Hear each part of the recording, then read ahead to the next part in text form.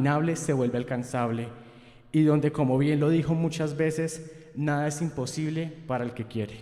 Muchas gracias, doctor Lopera, por marcar la ciencia y nuestros corazones.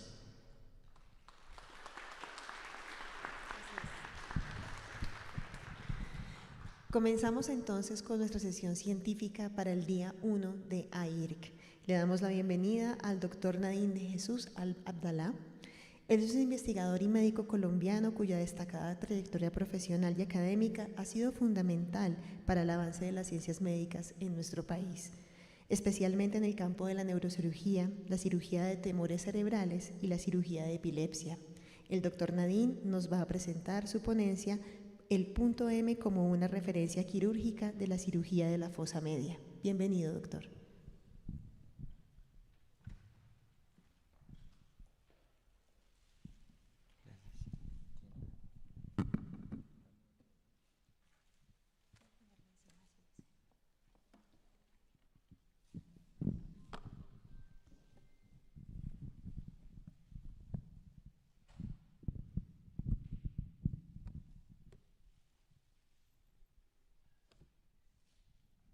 Buenos días.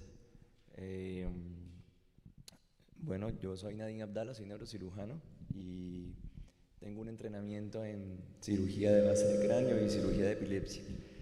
La idea es compartir un tema bastante difícil tan temprano.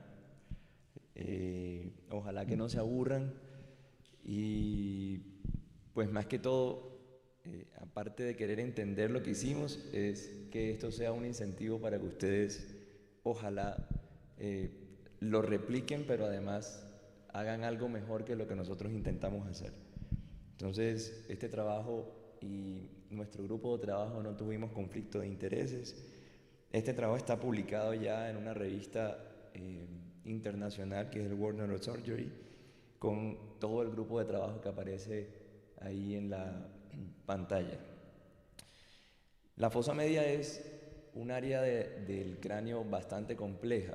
Digamos que el cráneo se divide en tres fosas, una fosa anterior, una fosa media y una fosa posterior, y nuestro estudio estuvo centrado en la fosa media y la fosa posterior.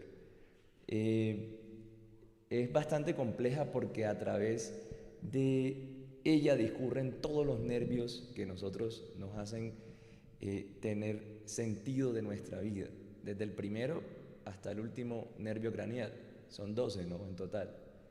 Pero sobre todo porque se centra su parte ósea alrededor de estructuras neurovasculares realmente complejas, como por ejemplo la arteria carótida interna, que la ven ahí en rojo. Discúlpeme si rayo la diapositiva, como la arteria carótida interna que está ahí en rojo, que pues obviamente hace parte del centro de nuestra vida.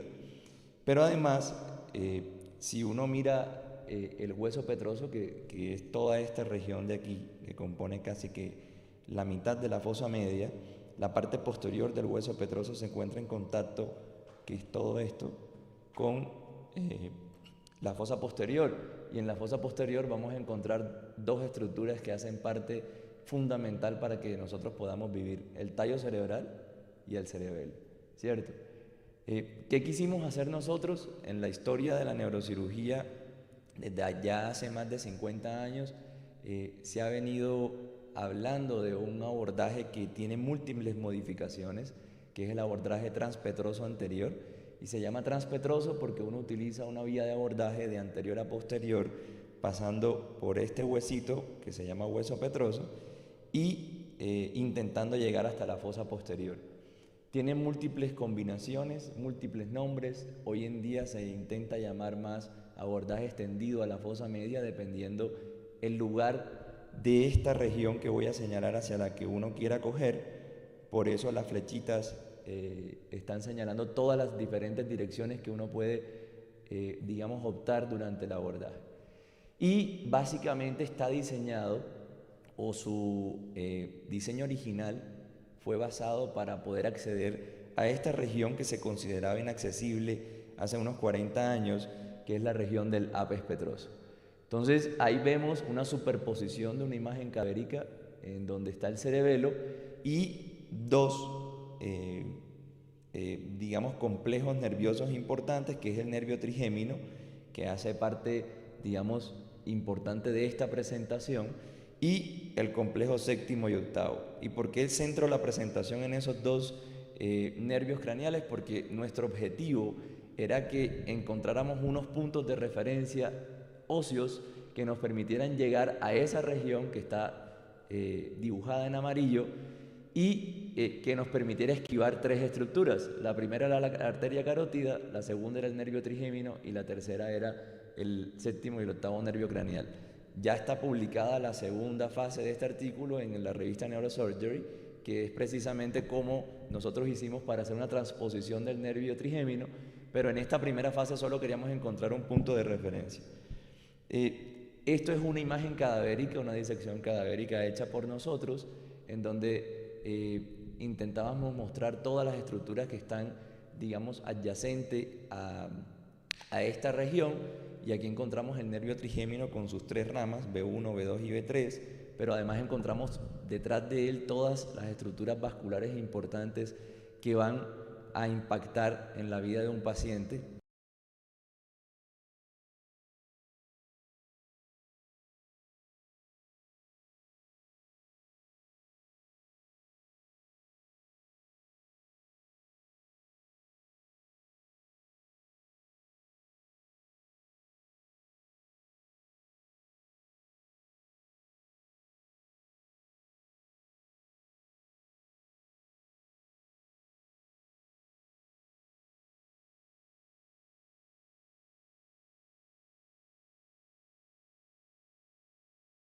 Que hacer unas mediciones que él las consideró como una bidisección de un ángulo más o menos de 60 grados, que consideraba un montón de estructuras alrededor de la fosa media.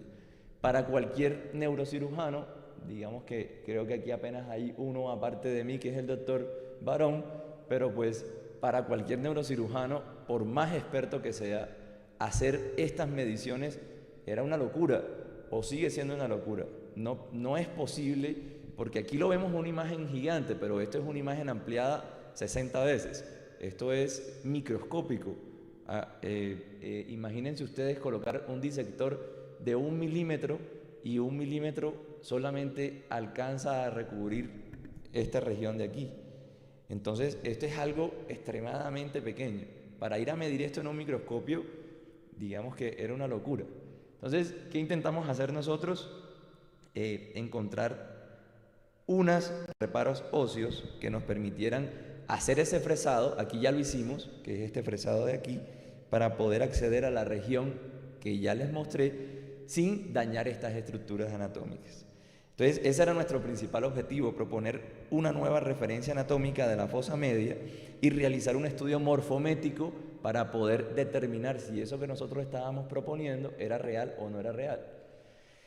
Este fue el primer paso del estudio.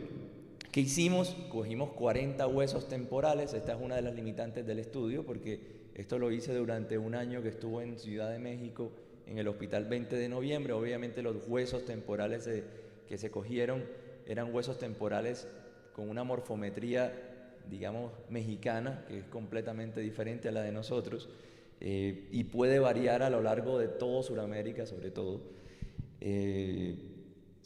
porque cada una de nuestros grupos indígenas que vinieron antes de nosotros venían de una raza diferente. Entonces, cada uno de los grupos tenía una morfometría diferente. Y así también hay estudios sobre el hueso temporal, que es una de nuestras limitantes. Pero cogimos 40 huesos temporales, 4 cabezas cadavéricas, las preparamos, de donde sacamos estas imágenes, y empezamos a hacer mediciones. Lo primero que hicimos fue reparar todos los puntos anatómicos que ya conocemos. Yo no se los voy a mencionar todos, pero yo me imagino que ustedes ya, como son estudiantes de medicina, han tenido que repasar eso muchas veces: el hueso petroso, el foramen magno, el foramen de Falopio, el foramen redondo, el foramen oval, el conducto carotidio, y una sola estructura que quiero que se aprendan durante toda la charla: esta impresión ósea que está en el 99% de las personas en todo el mundo, que se llama eminencia arcuata. Entonces, ¿qué hicimos nosotros? Dijimos, la única referencia constante en el 99% reportada en la literatura es esa eminencia. Eso quiere decir que de cada 100 personas, una sola no la va a tener. Es decir, que de cada 100 personas que operemos con tumores en esa localización, es probable que una sola persona no la vaya a tener. Entonces cogimos esa referencia anatómica y empezamos a hacer un montón de mediciones. Inicialmente todas las mediciones las hicimos basados en el centro de esa referencia ósea. Entonces cogimos el centro y empezamos a medir hacia el conducto carotidio, hacia el foramen oval, hacia el conducto de falopio, hacia la pared medial del hueso temporal. Si están perdidos me pueden parar, alzan la mano y me dicen, yo vuelvo y repito. Y luego pasamos una línea recta a través de la eminencia arcuata, que en este caso, en esta imagen está acá, y esa línea recta, exactamente enfrente de la eminencia arcuata, nos daba un punto encima de la cresta petrosa. Recuerden que el hueso petroso es una pirámide, que es esta que está aquí, es una pirámide que tiene 3 caras, y trazamos una línea sobre esa vértex de la pirámide que se llama cresta petrosa y empezamos a hacer mediciones. ¿Por qué hicimos esas mediciones que están circunscritas aquí con la línea blanca? Porque lo más importante para los neurocirujanos es que el paciente obviamente salga con vida, pero además se le preserve la audición y no tenga una parálisis facial después de la cirugía, que es digamos, uno de los mayores riesgos de esta cirugía. Pero además, tocando el nervio trigémino, que el nervio trigémino va pasando por esta impresión que se llama impresión trigeminal, también el paciente puede tener una alteración de la sensibilidad. Entonces, el camino que nos quedaba solamente estaba circunscrito entre esto y este agujerito que es por donde entran los nervios séptimo y octavo. Ustedes creen que esto es grande, pero realmente es extremadamente pequeño. Mide aproximadamente unos 2-3 milímetros de distancia, la distancia entre el trigémino y estos nervios. Máximo va hasta 9 milímetros, a casi 1 centímetro. Y además, estas mediciones las constatamos, luego que le hicimos en el hueso, las constatamos en los cadáveres, ya disecando todas las estructuras anatómicas que estaban rodeando, digamos, la eminencia arcuata. Nosotros hicimos una revisión de la literatura para comparar si nosotros estábamos pensando algo completamente alocado o esto era una idea novedosa que podía ser, digamos, desarrollada y presentada a la comunidad científica, porque los neurocirujanos tenemos un problema y es que sufrimos de egocentrismo, todos los neurocirujanos. Entonces, una vez pusimos esto en una revista, en un journal internacional, nos iban a caer 10.000 personas encima a decirnos, ustedes están locos, yo tengo una medida que es mejor que la suya. Hicimos una revisión de la sistemática de la literatura y encontramos que desde que se creó el abordaje hasta nuestros tiempos, todas estas eran las descripciones de técnicas parecidas, similares o muy cercanas a lo que nosotros queríamos llegar, pero no tan simple, no lograban la simplicidad de llegar a un punto y de ahí simplemente encontrar todas las demás estructuras. Y todas estas fueron la tabla de medición que aparece en el artículo, lo pueden leer con más detalle, es difícil explicarles cada una de las mediciones, pero basados en las imágenes que le acabo de mostrar, la más importante es la de la distancia que había entre dos estructuras importantes, que era, ya se las voy a mostrar, que era sobre la cresta petrosa, la parte más anterior de la eminencia arcuata y el centro del conducto auditivo interno. Eso vimos que casi siempre era constante y casi siempre esa constante era de 15 milímetros, es decir, 14.9 daba, pero nosotros lo llevamos a 15 milímetros porque tenía una desviación estándar de más o menos 2.09 milímetros. Y esa es la medición, digamos, que nosotros cogimos como una medición estándar para hacerla en todos los casos que operamos de ahí en adelante hasta el día de hoy, que seguimos operando con, ya les muestro por qué se llama punto M además, con la persona que le dio el nombre de punto M. Entonces, básicamente nuestra idea era que hallamos un área anatómica en la fosa media, que es la eminencia arcuata, que toda la vida había estado ahí, nadie se había dado cuenta, todo el mundo la ha descrito. La parte más anterior de la eminencia arcuata la ubicamos con un disector y de ahí hacia lateral 1.5 milímetros. Doctor, ¿y cómo miden? Pues diseñamos una estrategia de medición, que era un disector que tenía una punta que medía exactamente 1 centímetro, y entonces uno la colocaba desde el borde de la eminencia arcuata, eso lo explicamos en el segundo artículo, hacia lateral, y ya sabíamos que ahí había 1 centímetro, y luego pues volvíamos a medir más lateral y sabíamos que había otro centímetro. Y lo que se quiere es evitar el centro del conducto, así que 2 disectores ya nos daban un margen de seguridad de no ir a caer dentro del conducto, ir a dañar el facial, dejar sordo al paciente, dañar la arteria carótida y pues tener un desastre dentro de la cirugía. Este es un paciente real, una cirugía real, una paciente de 62 años que consultó por una alteración de la sensibilidad en la mitad de la cara que correspondía a la rama B2 del nervio trigémino, y llevaba 6 meses así, ya le había tratado neurología, no había mejorado.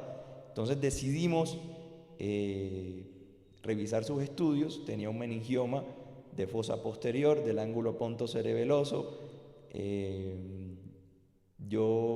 Esto es una discusión que no es para darla con ustedes, pero hay muchas formas de abordarlo. Nosotros decidimos hacer un abordaje transpetroso anterior, una técnica extremadamente difícil por una razón, porque el meningioma estaba muy superior. Digamos que eso es una consideración más anatómica de nosotros los neurocirujanos.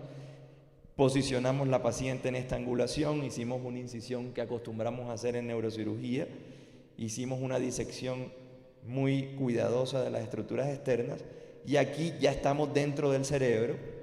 Empezamos a disecar, digamos, la parte superior, esa que ustedes veían del hueso petroso, es eso que están viendo aquí. Pues obviamente la disección tiene que ser con mucho cuidado, hay que empezar a coagular unas arterias que irrigan esta parte. Esto se llama la banda meningo-orbitaria, que es una arteria muy importante, digamos que pega el lóbulo temporal con la órbita. Uno la puede cortar en la mayoría de los casos, en otros casos no se puede cortar porque irriga parte del ojito y puede uno dejar ciego al paciente. Ahí empiezan a aparecer las ramas anteriores del trigémino, así que eso nos empieza a guiar hacia allá, y ahí, en esa localización, ya ustedes pueden ver más claridad sobre lo que estábamos ahorita mostrando en la imagen: la eminencia arcuata, el punto M y la arteria carótida, el conducto auditivo interno, la arteria carótida exactamente al lado de él, y pues ahí medimos 1.5 centímetros con el disector que le contaba. Empezamos el fresado del hueso petroso, y una vez termina el fresado, pues ya estamos allá dentro de la fosa posterior, que era el objetivo, llegar al tumor, y empezamos a sacar el tumor paso a paso. Entonces, aquí está la resección, digamos, paso a paso del tumor. No sé si lo logran entender, pero aquí ya se entiende mejor. Ya aquí le estamos dando toda la vuelta alrededor del tumor. En neurocirugía hay que desligar todas las arterias y nerviecitos que van alrededor del tumor, y aquí sacamos completamente el tumor sin mayor complicaciones. Y aquí viene seguramente, no sé si está aquí en el video, la imagen postoperatoria, en donde el paciente ya no tenía tumor. Recuerden que el tumor en esta paciente estaba en esta localización, y aquí no tiene tumor. Esto simplemente para repasar nuevamente la posición del tumor. Si no lo vieron en imagen, el conducto auditivo interno, fresamos al lado, abrimos, y pues por ahí, por ese huequito tan chiquitico que más o menos medía unos 5 milímetros, logramos sacar el tumor. ¿Qué dice la literatura, o lo que discutimos nosotros en nuestro trabajo? Es que primero, para los neurocirujanos jóvenes, así como el doctor y yo, entender el hueso petroso fue extremadamente difícil, porque además nos formamos en un país en donde acceder a estructuras anatómicas es y sigue y será cada día más complejo, porque tenemos una historia de un conflicto armado que no nos ha permitido crear laboratorios de neuroanatomía de alto impacto. La Universidad de los Andes acaba de invertir $8 millones en un laboratorio que probablemente sea el mejor del continente, pero está vacío porque no tiene un cadáver. Entonces, mientras que no se solucione el problema del conflicto, no vamos a poder tener especialistas que se gradúen muy orientados en la parte anatómica. Entonces, ¿qué nos toca hacer al doctor y a mí? Irnos del país, los que tenemos la posibilidad. La mayoría de especialistas se gradúan con la deuda del ICETES, entonces no se pueden ir del país. Y en el peor de los casos ya tienen una familia, bebés, no pueden viajar, quedarse un año por fuera del país. Pero los que tienen la posibilidad nos damos cuenta que cuando uno va allá y entiende la anatomía encima del cadáver, todo se vuelve diferente. Es como si le abrieran una puerta porque uno vive toda la residencia entendiendo como ustedes acaban de entender el video. Pero cuando va al cadáver y ve estas imágenes, uno dice, ya entiendo por qué ellos se metieron por aquí, fueron en esta dirección, llegaron y sacaron el tumor. El hecho es que estos trabajos, que son de personas muy importantes en el mundo de la neurocirugía, este es del doctor Takif y Jackinson, que son dos personas muy importantes en anatomía de hueso temporal, crearon este artículo para personas como ustedes y yo, que queríamos entender el hueso temporal y que no teníamos ni idea de hueso temporal. Entonces, ellos aquí mencionan en este artículo que era muy importante para ellos ya desde ese momento la referencia de la eminencia arcuata, porque debajo de la eminencia arcuata encontraban la cápsula óptica y la cápsula mastoidea, que eran unos espacios virtuales que estaban debajo del techo del hueso temporal donde encontraban estructuras importantes. Y digamos, foto, para aquellos que son apasionados por la neurocirugía, saben que hay un libro que se llama Roton. El libro de Roton está basado en imágenes hechas por la doctora Mariperi Zelda, y la doctora Mariperi Zelda hoy es la representante de la casa Roton, digamos. Los hijos del doctor Roton le cedieron la potestad de decidir qué hacer con su legado. Hoy está en la Mayo Clinic, no en la de Florida, sino en la que está en el norte de Estados Unidos, en Rochester, Minnesota. Y ahí, en la Mayo Clinic, ellos tienen tal vez el mejor laboratorio de anatomía de donde se hizo esta publicación, y ella hace un recuento de más de 50, 60 reparos anatómicos que hay para entender el hueso temporal. Además, hoy nosotros los millennials tenemos la posibilidad de tener o inteligencia artificial, porque ya yo he visto estudiantes que van rotando conmigo en el hospital y uno le pregunta a alguien y le preguntan al ChatGPT qué es el nervio trigémino. Entonces el ChatGPT le responde. Así los neurocirujanos tenemos inteligencia artificial que está basada en que probablemente la mayoría dicen, ¿para qué voy a utilizar el punto M si yo tengo un neuronavegador, un aparato que me guía hasta allá, no tengo necesidad de medir? Pero el día que se vaya la luz, que no tengas el neuronavegador, que estés operando en un hospital que no tenga la posibilidad de tenerlo, ahí nos va a servir. Pero además es una posibilidad de comprender la estructura anatómica. Digamos, lo principal de la medicina es la anatomía. Si no entendemos la estructura anatómica, no vamos a poder ser buenos cirujanos. Pero hoy en día tenemos el navegador. Aquí hay un estudio en donde ellos plantean que todo lo que nosotros propusimos básicamente no sirve para nada, y que ellos plantean hacer todas sus cirugías con navegador. Esa es una buena opción. Hoy en día mis estudiantes que rotan conmigo me dicen, ¿para qué me voy a aprender eso si lo busco en ChatGPT? Es más o menos lo mismo. Y por eso colocamos, digamos, que todas las demás técnicas versus las de nosotros. No se trata de competir, simplemente se trata de innovar, que ese es, digamos, creo que el principal objetivo de esto para ustedes, que tengan un espíritu que los lleve a buscar proponer algo nuevo en la ciencia y en la tecnología aquí en nuestro país, que para la sorpresa de muchos, creo que somos de los países de Latinoamérica que más cosas innovadoras hacemos, pero que menos creemos que las hacemos. Un ejemplo, en la neurocirugía, nosotros en epilepsia hacemos estereoencefalografía. Somos el país de toda Latinoamérica, incluyendo a México y Argentina, que más estereoencefalografía hacemos por 100 pacientes que se operan de epilepsia en el país. Hacemos 1092 estereo en todo el país, que es un estudio extremadamente costoso, que las EPS los pagan, que el sistema de salud lo paga, y que en Argentina, por ejemplo, hacen menos de 10 al año. En todo el país. No estoy hablando de una ciudad, en todo el país. Entonces, nosotros como colombianos tenemos la posibilidad de hacer investigación, de proponer cosas nuevas en neurociencias. Hay que creérselo. En este caso, en nuestra conclusión, creemos que el punto M es una herramienta que nos puede servir a nosotros como neurocirujanos para guiar la resección de los tumores de la fosa media y la fosa posterior. Lo que les decía, la anatomía nunca puede ser reemplazada por un navegador o por la tecnología de inteligencia artificial. y que la técnica quirúrgica de abordaje extendido requiere de un entrenamiento para nosotros los neurocirujanos muy minucioso. Desafortunadamente no se puede hacer. Esto es una cabeza cadavérica, así se ve en un laboratorio, y esta disección la hice con mi profesor de base de cráneo y mi mentor, que es el doctor Diego Méndez Rosito. Es un neurocirujano de base de cráneo muy importante en el mundo de la neurocirugía de base de cráneo. Esta disección la hicimos en vivo en el Congreso Americano de Neurocirugía, y él siempre menciona algo que creo que le puede servir a ustedes para la neurocirugía, pero también le pueden servir para la vida, que dice: cuanto más sudes entrenando, menos sangrarás en la batalla. O sea, cada vez que ustedes más se esfuerzan por estudiar para un parcial, menos difícil le va a parecer. Muchas gracias por la invitación. Yo había colocado mi contacto de Instagram en la presentación, pero se borró antes de que subiera, porque ahora todo el mundo se comunica por Instagram.